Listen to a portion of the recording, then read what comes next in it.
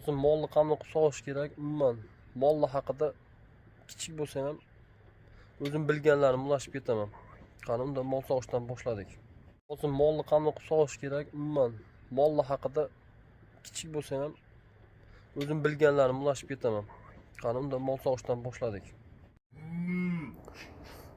Mana bizning mollar hozircha bizda bitta ena bola, bitta xunajim bor, bo'g'oz. O'sha soqim mol. Bu bolasini ehtiyot bo'lib yechib olib, birinchi yedirib olamiz. Ipiga juda hushyor qaraymiz, chunki buqalar juda shashib bo'ladi, mana birpasda sakrab ketadi.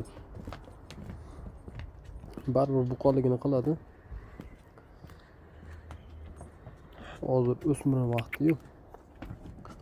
Hop. Molni birinchi yaxshilab yedirib olamiz.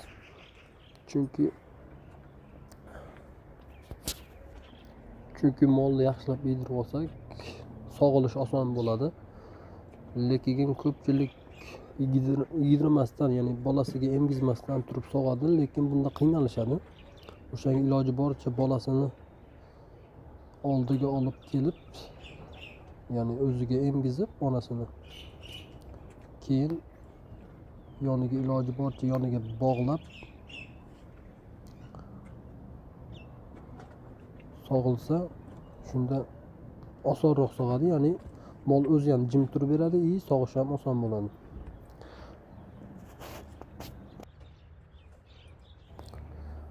Mollarni sog'im mollarga hozir biz oldin kunjara berayotgandik.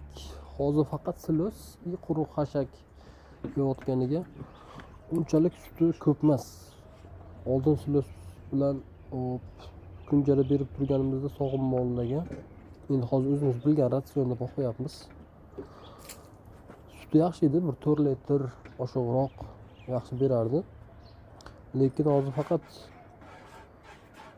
kunjarasiz silos, quruq xashak berayotganimizga suti juda kamayib ketgan sog'im mollarni.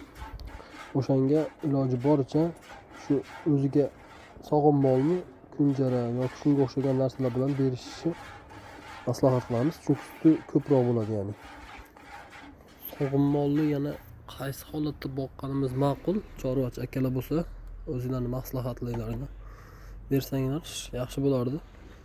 Chunki biz juda ko'p sog'im mol boqib olganmiz.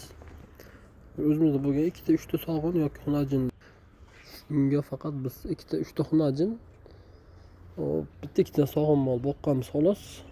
O'shanga pasyan yoki ancha yildan beri chorva bilan shug'ullanib yuradiganlar o'zingizlarning maslahatlaringizni berib, izohlarda yozib ketsanlar, bizga ham qolganlarga ham foydali bo'ladi. Iloji boricha kunda bir marta bo'lsa ham mollarni tarab netib silab qo'yishlik tavsiya qilinadi. Chunki biz o'zimiz shundan o'rganganmiz, ya'ni chorvachi akalardan ko'rib o'zimizga o'rganamiz.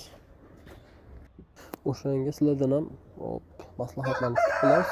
Ya'ni qaysi holatda chorvani boqish kerak, umuman sog'im mol, qisir mol yoki qo'y boqqani yaxshi, qaysi biridan foyda yaxshi, o'zingizning fikringizni qoldirib ketsangiz xursand bo'lardim. Sutimiz ko'p chiqmadi, chunki o'sha 4 litr, 4,5 litr berayotgan narsa ancha kamayib ketdi. Silos, faqat silos turib xashak berganimizga tovuqlarimiz ham bor. Bizning kichik uydagi fermada. O'shanga qo'llab-quvvatlab layklarni bosib turamiz. Mollarga hozir faqat silos, quruq xashak beryaptik. Biz tonnalik silos bosib olganimizga bozordan qoplik silos oldik. Buni ichida qarasak makkaning yiriklari bor, ya'ni makka doni maydalanmagan. Bir joyda video ko'rdim, bu maydalanmagan don molda hazm bo'lish ehtimoli kam bo'lar ekan. Shunga o'ylanib, ikkilanib qoldim. Shu gap rostmi? Kim bilsa, like bosib, fikrlarni kutib qolamiz.